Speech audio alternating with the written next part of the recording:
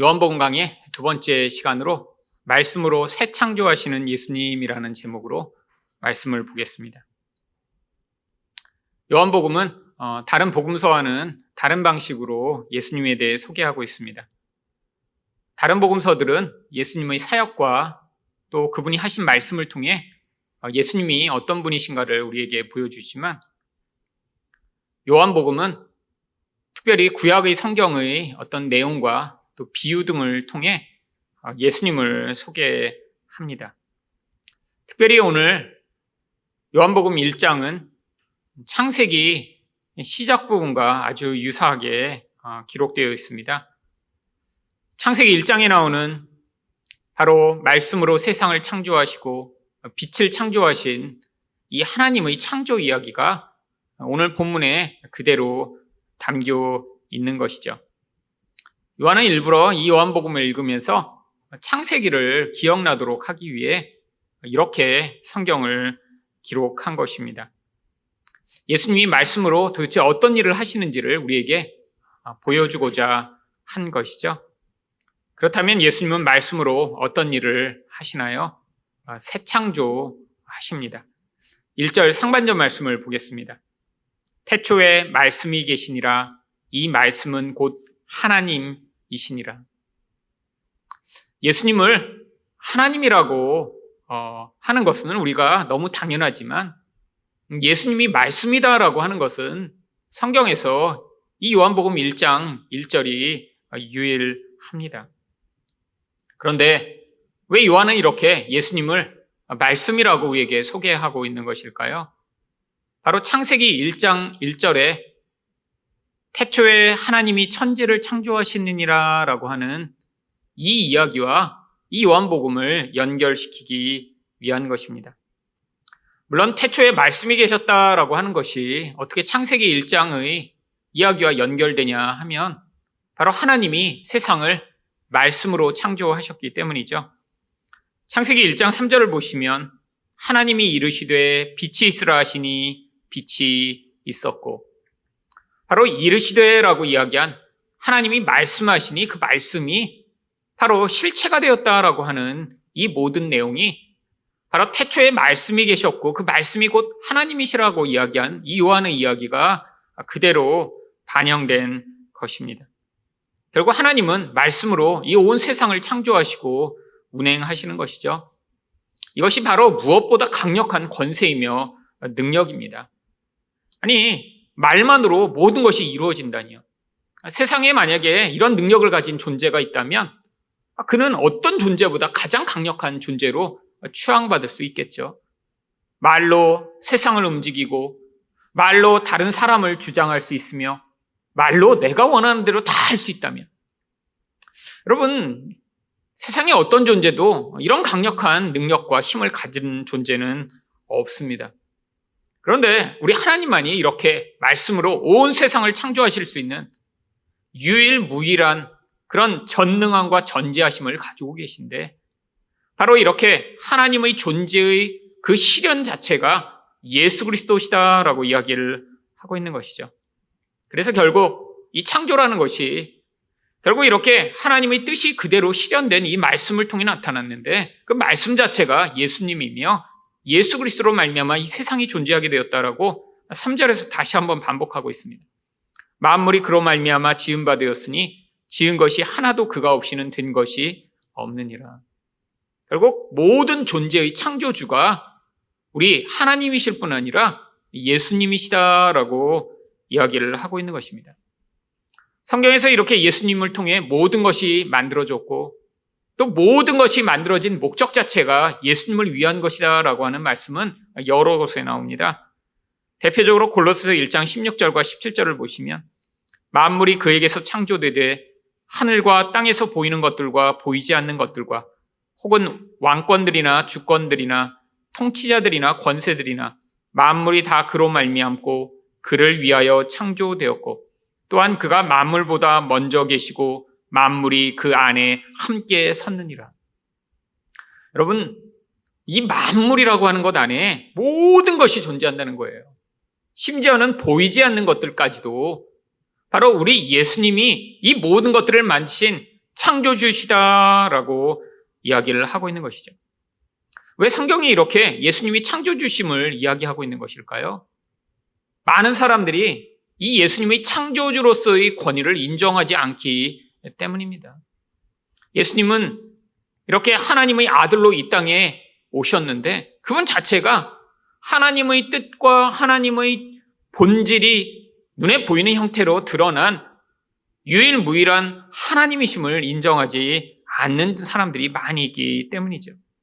그런데 오늘 요한이 이렇게 예수님의 창조주 되심을 강조해서 이야기하는 이유는 이것 외에도 다른 중요한 목적이 존재합니다. 바로 성경 전체에서 가장 중요한 주제 중에 하나인 하나님이 결국 예수님으로 말미암아 새 하늘과 새 땅을 창조하실 것에 대한 약속을 바로 이 예수님이 창조주 되셔서 실현하실 것임을 요한이 보여주고자 하는 것이죠.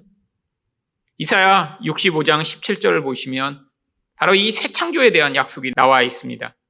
보라, 내가 새 하늘과 새 땅을 창조하나니 이전 것은 기억되거나 마음에 생각나지 아니할 것이라. 여러분, 왜 새 하늘과 새 땅이 필요한가요? 하나님이 처음 만드신 이 세상의 첫 창조는 죄로 말미암아 오염되고 타락했기 때문이죠. 그래서 하나님이 바로 새 창조를 약속하고 계신 것입니다. 그런데 이 새 창조의 가장 중요한 본질은 눈에 보이는 이 하늘과 땅이나 나무나 풀이나 동물이 아니에요. 이 세상에 존재하는 모든 존재는 결국 이 세상을 통치하도록 권위를 부여받은 인간이 타락함으로 말미암아 그 영향력을 받아 모두 다 타락해 오염되고 질서가 깨어지며 문제가 생기기 시작한 것이죠.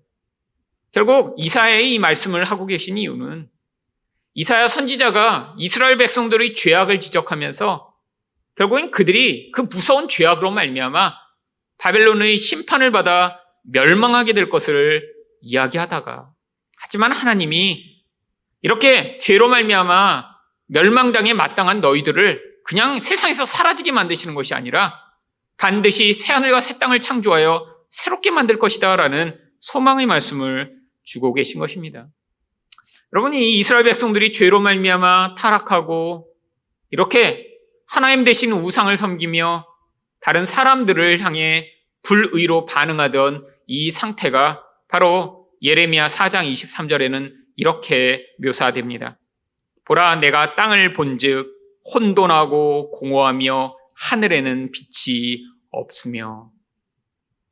여러분, 바로 이 이스라엘의 땅, 죄로 말미암아 이렇게 모든 질서가 깨지고 인간들은 서로를 잡아먹지 못해 살고 있으며 바로 하나님 대신에 우상을 섬기고 있는 이 모든 상태를 바로 혼돈하고 공허하며 빛이 없다라고 이야기를 하고 있습니다. 여러분, 그런데 이 구절을 어디서 많이 본 듯하시지 않나요? 바로 창세기 1장 2절의 구절과 거의 유사합니다. 창세기 1장 2절을 보시면 땅이 혼돈하고 공허하며 흑암이 깊음 위에 있고. 여러분, 왜 예레미야 선지자가 창세기 1장 2절에 나오는 이 똑같은 구절을 가져다가 이스라엘 백성들의 모습을 묘사하고 있나요? 바로 창세기 기록조차 이 세상이 이렇게 아무것도 없는 자리에서 하나님이 이 세상을 어떻게 창조하셨는지를 보여주기 위한 그 한 가지 목적만으로 기록된 것이 아니기 때문입니다. 바로 창세기가 이렇게 하나님이 혼돈하고 공허하고 빛이 없는 상태 가운데 어떻게 세상을 만드셨는지를 이런 방식으로 묘사한 이유가 앞으로 이렇게 아무것도 없는 자리에서 하나님이 창조하신 것처럼 죄로 말미암아 혼돈하고 공허하며 흑암이 깊은 가운데 있는 이 인간들을 하나님이 어떻게 새 창조하신지를 보여주는 그림으로 창세기를 묘사하고 있는 것이죠. 여러분, 혼돈하다라고 하는 것은 형태가 없다라고 하는 뜻입니다. 영어로는 그래서 without form이라는 단어를 써요. 여러분, 형태가 없으면 어떻게 되나요? 질서가 깨어버린 상태죠. 그 형태가 없는 상황 속에 결국 나타나는 결과가 바로 공허입니다. 공허는 말 그대로 내용물이 비어버린 거예요. 텅 비어있는 그런 상태라는 것입니다. 그런데 결국 형태도 없고 내용도 없는 이 상태의 결국이 흑암이라고 하는 것이죠. 여러분, 이게 바로 죄의 상태입니다. 여러분, 죄라는 것은 결국 하나님과 인간과의 관계를 깨트려요. 인간과 다른 사람과의 관계가 깨어진 상태입니다. 마치 여러분, 이 컵에 물이 담길 수 있는 이유가 무엇 때문인가요? 견고한 틀, 질서, 폼이 존재하기 때문이죠. 근데 만약에 이러한 어떤 물이 담길 수 있는 형태가 존재하지 않는다면 이 안에는 절대로 물이 담길 수 없습니다. 인간도 그런 존재라는 거예요. 하나님이 원래 하나님과 인간 사이에 바로 유일한 질서인 사랑이라고 하는 온전한 관계를 통해 하나님의 생명이 부어지도록 만드시는 하나님의 질서와 생명의 공급을 하나님이 예정하시고 인간을 창조하셨습니다. 인간이 하나님을 하나님으로 반응하며 사랑하게 될 때 바로 인간 안에는 하나님의 생명이 충만하게 들어와 그 생명으로 말미암아 인간은 만족하고 기쁘고 행복하게 되어 있죠. 그게 바로 빛으로 가득한 상태입니다. 어둠이 하나도 없는 상태죠. 그런데 인간이 어떻게 되었나요? 하나님을 하나님으로 인정하지 아니하고 스스로 하나님이 되고자 하는 순간 모든 질서가 깨어져 버린 것이죠. 내가 하나님이 되어야겠다라고 하는 순간에 다른 사람들도 나의 욕망을 위한 도구가 되며 얼마든지 나를 위해 다른 사람을 이용하고 파괴할 수 있는 존재가 되어버린 것입니다.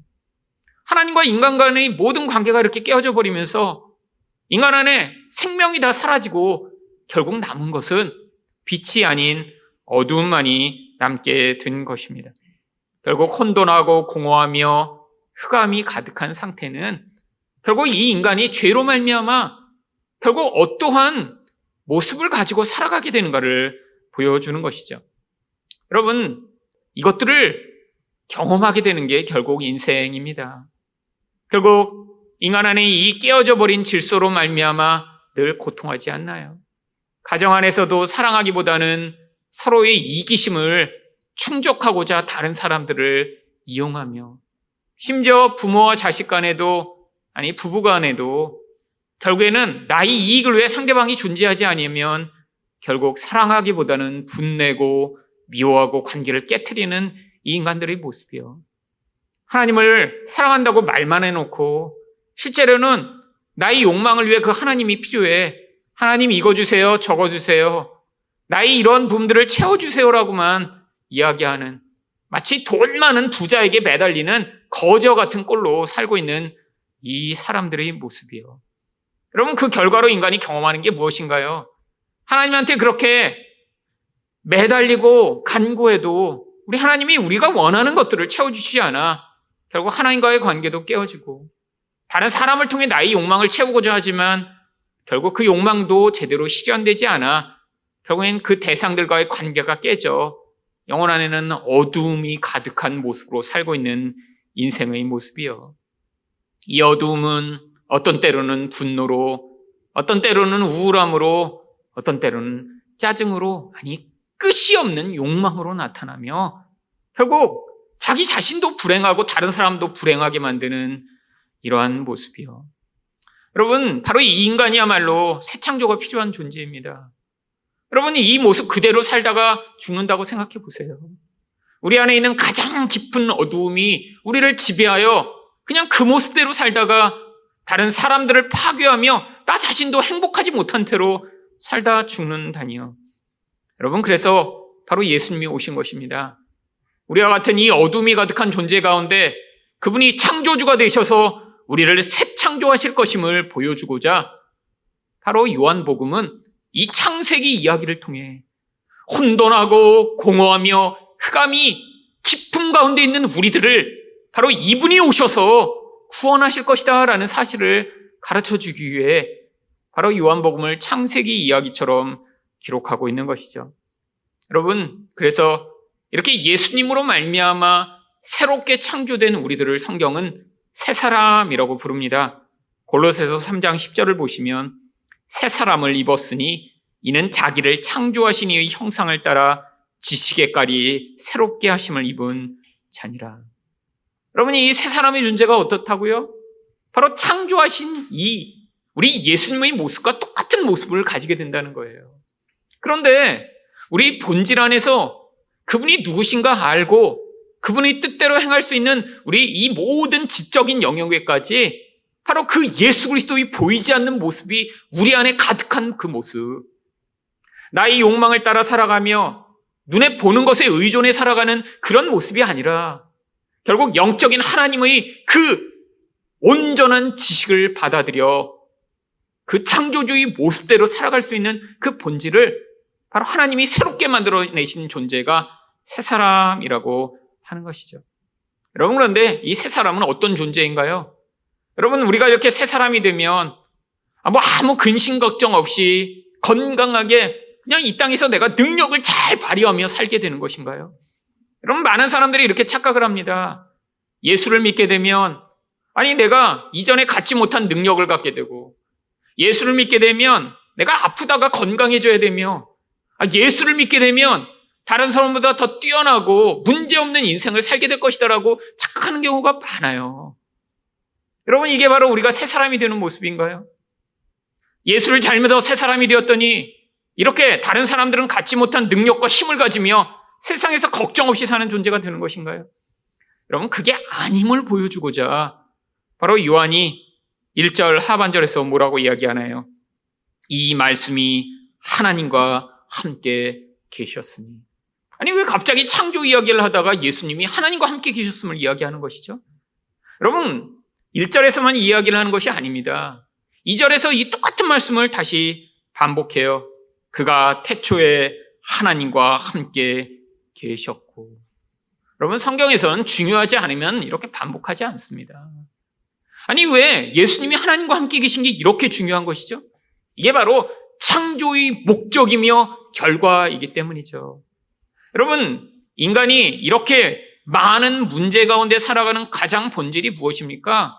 하나님과 함께 하게 된 존재가 내가 하나님처럼 될 거야. 내가 잘난 존재가 될 거야.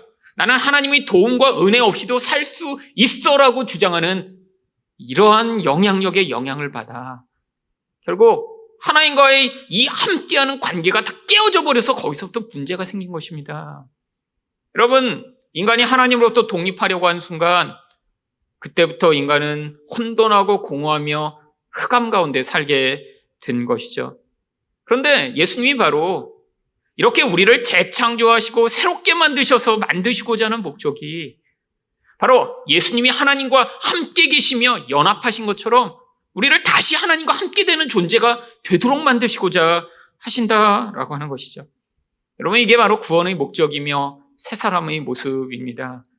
여러분, 우리가 새 사람이 되고 우리가 성화된다는 것은 내가 잘난 존재가 되는 것이 아니라 내가 이젠 나 독립적으로 살아가는 존재로부터 하나님을 절대 의존하며 사랑하는 존재가 되며 그분과 함께하는 존재가 되는 거예요. 이게 바로 새 사람의 목적이며 예수님이 우리를 새롭게 창조하시고자 하는 목적인 것이죠. 여러분, 그래서 이 요한은 바로 요한복음과 요한서신에서 계속해서 도대체 예수님과 이렇게 함께하는 것이 무슨 의미인가를 우리에게 가르치고자 여러 곳에 걸쳐 바로 이 하나됨, 함께함, 사귐에 대해 이야기를 하고 있습니다. 요한일서 1장 3절을 보시면 우리가 보고 들은 바를 너희에게 전함은 너희로 우리와 사귐이 있게 하려 함이니 우리 사귐은 아버지와 그의 아들 예수 그리스도와 더불어 누림이라. 여러분, 복음 전하는 목적을 뭐라고 얘기해요? 서로 사귀고자 한다는 거예요. 하나님과 예수님과 우리가 사귀고 있듯이 너희와도 그 사귐을 갖고자 한다는 거예요. 여러분, 우리는 요즘 이 사귀다라는 표현을 쓰면 주로 어떤 때 사용하나요? 연애할 때 표현하죠. 여러분, 지나가다 이렇게 그냥 동성 친구한테 우리 사귈래? 이렇게 얘기 안 하잖아요. 친구한테. 그냥 친구하자 이렇게 얘기하죠. 이 사귀다라고 하는 거는 아주 깊은 의미가 담겨 있는 것입니다. 이성한테 우리 그럼 오늘부터 사귈래? 그러면 우리 이제 연애하자. 서로 사랑하는 관계를 맺자. 다른 사람과는 특별한 존재가 되자라고 하는 그런 이야기예요. 여러분, 여기서 요한이 왜 복음을 전한다고요? 그런 깊은 관계, 하나님이 처음에 목적하신 예수 그리스도와 하나님이 함께 하셔서 하나가 되신 것 같은 그 관계로 우리를 초대하고 싶다라는 거예요. 여러분, 이게 바로 새 사람의 모습입니다. 우리가 이렇게 새 창조되고 있다면 우리 안에 그래서 이 죄가 만들어낸 무서운 이기성을 벗어나 결국 이 관계 안에서 이런 온전한 사귐이 점점 나타나고 변화되어 가는 것이죠. 여러분이 지금 예수를 믿더라도 여러분 안에서 이런 관계의 변화가 나타나고 있지 않다면 이건 지금 심각한 것입니다. 여러분이 어떤 직분을 가지고 얼마나 교회 오래 다녔는지 아무 상관이 없어요. 여러분, 이 세 사람이 여러분 안에서 변화되고 있지 않다면 어쩌면 여러분은 구원은 받았는데 성장하지 않는 병에 걸린 어린아이일 뿐이죠. 여러분, 만약에 아이가 태어났는데 한 살 모습 그대로 성장하지 않는다고 생각해 보세요. 처음에는 귀엽겠죠. 그런데 10년, 20년이 지나도 한 살인 모습으로 그대로 살고 있다면 그 가족에게 지옥과 같을 것입니다. 여러분, 그런 경우 있잖아요. 물론 몸은 커집니다. 그래서 몸은 이제 20대 청년이 됐어요. 근데 정신지능은 여전히 한 살이에요. 여러분, 그 사람은 무슨 일을 할 수 있을까요?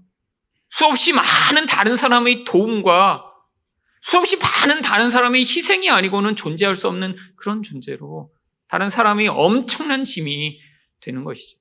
여러분, 예수를 믿는데도 이런 아이와 같은 삶을 사는 사람들이 아주 많이 있습니다. 이 아이의 특성은 무엇인가요? 자기밖에 알지 못해요. 다른 사람이 자기 마음 안에 전혀 없습니다. 나의 욕망, 나의 뜻, 나의 생각, 나의 주장, 내가 원하는 것만 끊임없이 주장하며 그것들이 좌절될 경우에 분노하고 미워하고 소리를 지르고 비난하며 관계를 깨트리는 게 일반적이죠. 하나님과의 관계에서도 똑같아요. 여러분, 하나님과 깊은 사귐의 관계, 하나님과 깊은 교제의 관계로 나가기 위해선 바로 우리의 이 이기성이 깨어지고 좌절되어야 하는데 여러분 가운데는 하나님이 우리 인생 가운데 허락하시지 않는 것 때문에 좌절하고 분노하며 하나님과의 관계가 깨어지신 분이 계신가요? 어쩌면 지금 어린아이처럼 끊임없이 엄마한테 때를 부리고 울면서 장난감 사내달라고 계속해서 조르는 아이와 다를 바가 없는 것입니다. 여러분, 성장해야 돼요. 만약에 여러분이 진짜로 예수 그리스도로 말미암아 구원받은 존재라면, 이 놀라우신 은혜를 받은 존재라면, 우리 안에 이런 새 창조가 반드시 일어나고 있다면 이런 어린아이와 같은 모습에서 변화돼야죠. 내가 갖고 있는 생각에 다르면 틀렸다라고 이야기하고, 내가 원하는 방식으로 다른 사람이 반응하지 않으면 나쁜 존재라고 손가락질하며 계속해서 나를 만족시켜줘, 내가 원하는 말만 해줘, 내가 듣고 싶은 이야기를 해줘, 내가 기뻐하는 방식대로 반응해줘라고 이야기하는 이런 어린아이와 같은 태도를 언제까지 가지고 사실 것인가요? 여러분, 이건 심각한 질문입니다. 여러분이 교회를 20년, 30년 다녔는데 수없이 많은 봉사도 했으며 헌신도 했는데 여전히 이런 여러분 안에서의 변화가 일어나고 있지 않다면 지금 하나님을 믿고 있는 게 아니라, 예수님을 믿고 있는 것이 아니라 예수라고 이름 붙인 어떤 다른 존재를 믿고 있는지도 모릅니다. 여러분, 예수를 믿는다면 여러분 안에서 바로 이 온전한 관계의 변화가 일어나기 시작해야 돼요. 이것이 분명히 여러분의 삶에서 내가 원하는 것들을 하나씩 내려놓게 만들며 결국 다른 사람과 하나님을 향한 그런 반응의 변화가 일어나도록 만들어야 하는 것이죠. 여러분, 이 사귐을 성경은 무엇이라고 또 이야기하나요? 하나됨이라고 이야기를 합니다. 요한복음 14장 20절을 보시면 그날에는 내가 아버지 안에, 너희가 내 안에, 내가 너희 안에 있는 것을 너희가 알리라. 여러분, 도대체 이게 가능한 일인가요? 한 사람이 있는데 어떻게 다른 존재가 그 안에 들어와? 또 나도 그 안에 들어가고. 여러분, 이것은 정말 물리 세계에서는 불가능한 일입니다. 한 사람이 있는데 다른 사람과 서로 섞여서 하나 돼 있어요. 이게 어떻게 가능하죠? 여러분, 이건 영적 이야기를 하고 있는 거예요. 바로 영적으로 하나님이 그래서 우리에게 성령을 주신 것입니다. 성령을 통해 우리가 하나님 안에 들어가게 되고 하나님이 우리 안에 오셔서 우리와 하나 되고자 하시는 거예요. 여러분, 이게 바로 이 사귐의 목적이며 결과입니다. 예수님이 하나님과 함께 하신 모습이에요. 아니, 예수님과 하나님은 다른 분이시잖아요. 근데 두 분은 또 하나라고 이야기합니다. 아니, 우리는 이해할 수 없는 이 삼위일체의 비밀. 근데 이 비밀이 바로 우리를 구원하셔서 하나님이 목적하고 계신 결과라는 거예요. 우리가 존재해요. 우리 인격도 있어요. 우리 생각도 있어요. 우리 뜻도 있고 우리라는 독특성이 존재해요. 근데 하나님과 우리가 하나 될 수 있대요. 여러분, 이렇게 되기 위해 가장 필요한 것이 무엇인가요? 바로 내 안에 그 하나님과 함께 하는데 방해되는 모든 것들이 사라져야 하는 것이죠. 여러분, 우리 인생 가운데 나타나는 고난은 바로 이 과정에서 계속해서 일어나는 것입니다.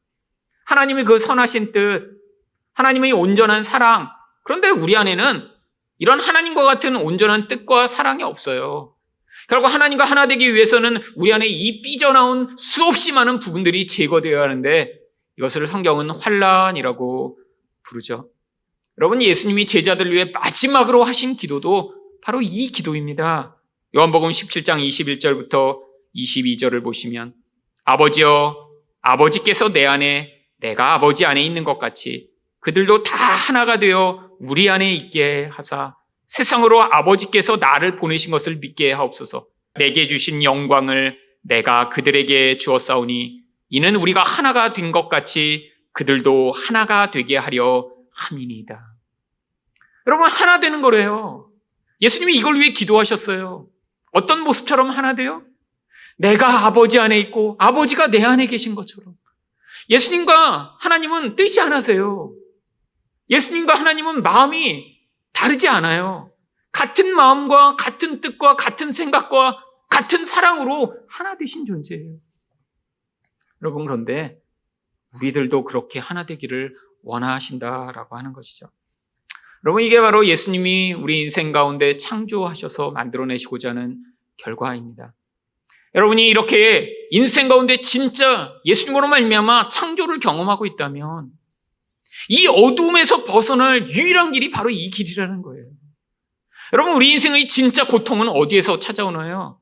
우리가 진짜 부자가 아니라 고통하는 거 아니에요. 여러분, 돈이 많아도 고통합니다. 여러분, 우리 인생의 고통이 우리가 그렇게 연예인들처럼 예쁘고 잘나지 않아서 그렇게 힘들고 어려운 것인가요? 여러분, 그러면 연예인들, 아니 그렇게 키 크고 잘생기고 예쁜 사람들은 우울하지도 않고 힘들지도 않나요? 아니에요. 그들 안에 그 우울감과 그 고통이 얼마나 큰지 일반 사람들보다 더 많이 자살해요. 여러분, 세상에 어떤 눈에 보이는, 우리가 볼 때 좋아 보이는 것을 가지면 그게 우리에게 행복을 가져다 줄 것처럼 생각하는 것, 이게 바로 계속해서 마귀가 우리에게 속이고 있는 것입니다. 우리가 행복하지 않은 이유는, 우리가 만족하지 못한 이유는 만족할 만큼 충분한 돈이나 능력을 갖지 못해서가 아니에요. 만족할 만큼 우리 안에 이 하나님의 생명이 채워지지 못해서 있습니다. 여러분, 근데 이 생명이 어떻게 채워진다고요? 관계가 온전히 세워져야 그 생명이 우리 안에 흘러들어와. 이 생명이 우리 안에 있는 이 어두움을 다 물러가게 만드는 것입니다. 하나님만을 온전히 사랑하고 복종하며 이웃을 사랑하는 이 온전한 하나됨을 이룰 때 하나님의 생명이 우리 안에 들어와 우리가 빛 가운데 거하는 자로 살아갈 수 있는 것이에요. 여러분, 여기에 참 기쁨과 만족과 행복이 존재합니다. 바로 예수님이 이것을 하시겠다고 지금 요한복음 1장에서부터 요한이 이야기하고 있는 거예요. 바로 태초에 혼돈하고 공허하며 흑암이 가득한 곳에 하나님이 창조하심으로 이 세상이 모든 만물로 가득해진 것처럼, 그 풍요함과 그 영광이 가득한 것처럼 바로 우리도 이렇게 어두움이 가득한 존재 가운데 하나님이 우리에게 찾아오셔서 새 창조를 통해 우리 안에 참 만족과 기쁨이 가득한 존재, 그 하늘의 영광을 보여주는 존재로 만들어내시겠다고 약속하고 있는 것이에요. 여러분, 근데 도대체 하나님이 어떻게 지금 그 새 창조를 이루고 계시나요? 바로 말씀이신 예수님으로 말미암아 이루십니다. 여러분, 이 말씀은 지금도 유효합니다. 하나님이 지금 어떤 신비한 방법으로 우리를 바꿔가시는 것이 아니에요. 여러분, 우리 모든 문제는 기적이 일어나서 어떤 문제가 해결되지 않기 때문에 나타나는 것이 아니에요. 우리 안에 이렇게 잘못된 틀로 말미암아 혼돈하기 때문이고, 우리 안에 그렇게 관계가 온전하지 않으니까 그 안에 생명이 채워지지 않아서 공허하기 때문이며, 그 결과로 우리가 그 어둠의 영향력에 너무 깊이 영향을 받아 어둠이 밖에서 들어오는 게 아니라 우리 안에서부터 계속 생산되는 것이죠. 여러분, 분노가 밖에서 들어오나요? 여러분, 왜 화내세요? 여러분, 자주 우리는 착각합니다. 너 때문에 내가 화내게 됐잖아. 아니에요. 화가 없는 사람은 다른 사람이 아무리 어떤 일을 해도 화가 안 납니다. 자기 안에 이미 분노가 있어서 그 분노가 자극돼 튀어나오는 거죠. 내가 이렇게 돼야 된다고 생각했는데 다른 것이 벌어지거나 다른 것을 요구하면 내 마음의 틀이 내가 원하는 대로 이루어지지 않는 것들을 받아들이지 못해. 그게 분노라는 감정으로 튀어나오는 것입니다. 결국 분노는 자기의 문제예요. 여러분, 왜 우울하죠? 여러분, 다른 사람이 우울을 마음에 집어넣어서 우울하나요? 아니에요. 여러분, 우울도 이 분노가 자기를 향해 너무나 깊이 쌓이면 나타나게 되는 결과예요. 너무 화가 났어요. 그런데 누군가를 비난할 대상을 향해 적절하게 비난할 대상을 찾지 못했어요. 결국 희생양을 찾지 못한 거죠. 누군가한테 화내고 싶었는데 그 사람이 너무 힘이 세거나 화낼 대상이 없어요. 결국 자기를 공격하다 우울하게 되는 거예요. 여러분, 왜 슬프죠? 내가 간절하게 원하는 것, 그것을 잃어버리게 되거나 얻지 못하게 될 때 슬프죠. 결국 다 나의 욕망과 관련되어 있어요. 나의 욕망이 채워지지 않아 분노하고, 나의 욕망이 결국에는 제대로 분출되지 않아 우울하며, 나의 욕망이 사라져버릴 것 같은 그 깊은 두려움 때문에 슬퍼하고, 결국 내 욕망을 만족시키지 못하는 대상을 향해 미워하는 이 어두움이요. 여러분, 이 어두움이 우리 본질 안에서 사라지지 않으면 우리는 이 세상을 살아가며 결국 어두운 마음을 뿜어내는 존재가 될 뿐입니다. 여러분, 누군가 가까이 가게 되면 왜 이렇게 힘든 거죠? 아니, 멀리서 볼 땐 너무 멋진 사람이었잖아요. 그런데 그 사람과 점점 가까이 가게 되면 왜 힘든 것인가요? 서로 안에 있는 이 어두움이 서로를 질식시키도록 힘들게 만들기 때문이죠. 여러분, 그래서 여러분이 가장 힘들어하는 사람은 결국 여러분의 가족일 수밖에 없습니다. 여러분, 밖에 있는 사람들은 그 어두움을 잘 감춰요. 나의 지위로, 나의 외모로, 다른 사람에 대한 예의 범절로 감출 수 있죠. 여러분, 그런데 가족은 그게 안 됩니다. 결국 가까운 관계 가운데 누군가가 누군가를 향해 뿜어내는 그 어두움이 서로를 고통하게 만들고 힘들게 만든 것이죠. 여러분, 근데 가장 안타까운 게 뭔지 아세요? 이 어두움을 가장 많이 뿜어내는 사람은 자기가 그 어둠을 뿜어낸다고 절대로 생각하지 않는다는 사실입니다. 수없이 많은 사람이 그 사람 때문에 질식하고 있어요. 목이 메이고 힘이 들어요. 고통해요. 그의 분노, 우울, 슬픔, 비난, 짜증으로 말미암아 죽을 것 같은데 바로 그 원흉이 되는 사람만 깨닫지 못하는 것이죠. 여러분, 그런데 지금 예수님이 어떤 식으로 우리를 새 창조하시나요? 말씀으로 새 창조하십니다.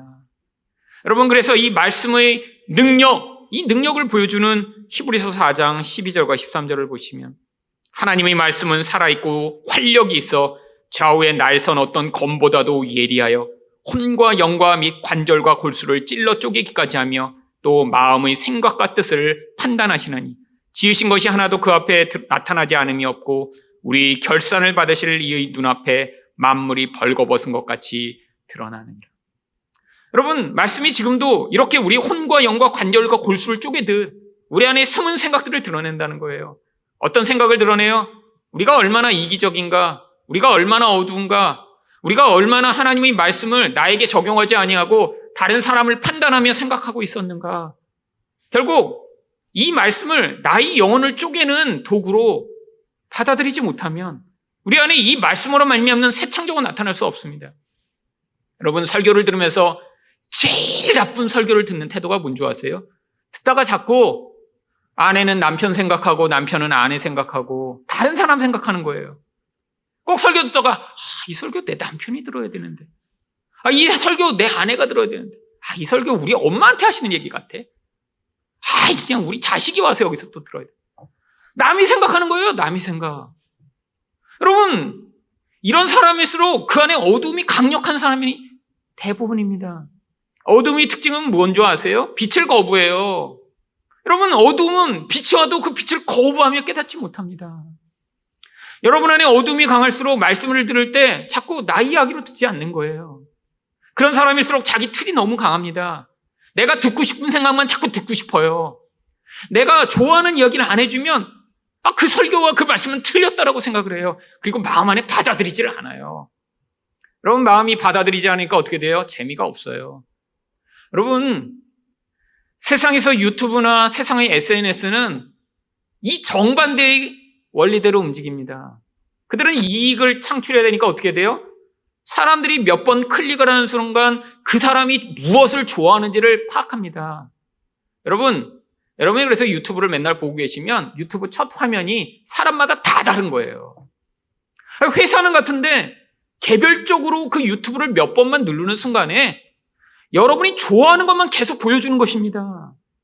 한 번만 클릭하면 이 사람이 이것도 좋아하네? 자꾸 미끼를 던져요. 두 번, 세 번 클릭하면 이제 아예 그 콘텐츠를 고정적으로 보여주기 시작합니다. 결국 자기가 좋아하는 것만 자꾸 보게 돼 있어요. 여러분, 정치적으로 그래서 요즘 어떤 편향성이 점점 깊어지고 있습니다. 좌파와 우파 편향성이 옛날보다 훨씬 더 심해졌어요. 이유가 뭔지 아세요? 유튜브 때문입니다. 내가 한번 가서 우파적인 그런 내용을 하나 클릭해요. 그러면 그것과 관계된 내용만 계속 보여줘요. 상대방의 이야기를 들을 수가 없어요. 반대도 마찬가지죠. 그러니까 내가 듣고 본 것 외에는 다 잘못된 거예요. 여러분, 하나님의 말씀을 들을 때 그렇게 듣는 사람들 많습니다. 설교를 들으면서도 내가 좋아하는 이야기가 나오면 귀가 쫑긋해요. 하나님의 말씀을 듣고 여러분 안에서 내가 이 말씀이 나를 향해 하나님이 하시는 말씀이구나. 내가 이렇게 좁은 틀을 가지고 하나님과 말씀을 받아들이지 못하고 그래서 내 생각만 맞다고 늘 주장하고 살아가고 있구나. 여러분의 영혼의 그 무서운 깨어진 틀을 보셔야 되고 그 안에 있는 어둠을 발견하셔야 돼요. 여러분, 바로 그 자리에 갈 때 그 말씀은 무슨 역할을 또 할 수 있나요? 디모데후서 3장 16절을 보시면 모든 성경은 하나님의 감동으로 된 것으로 교훈과 책망과 바르게 함과 의로 교육하기에 유익하니. 여러분, 바로 그 성경이 우리를 교훈하고 책망하고 바르게 하고 의로 교육하여 바로 온전한 사람, 이 세 사람, 하나님과 다른 사람과 온전한 사귐과 하나됨을 이룰 수 있는 그 사람으로 만들어갈 수 있다라고 하는 것이죠. 여러분, 바로 이 예수님이 여러분을 새 창조하심으로 이 세 사람, 온전해진 사람, 온전한 관계 가운데 선 그런 하나님의 백성으로 성장하는 여러분 되시기를 예수 그리스도 이름으로 축원드립니다.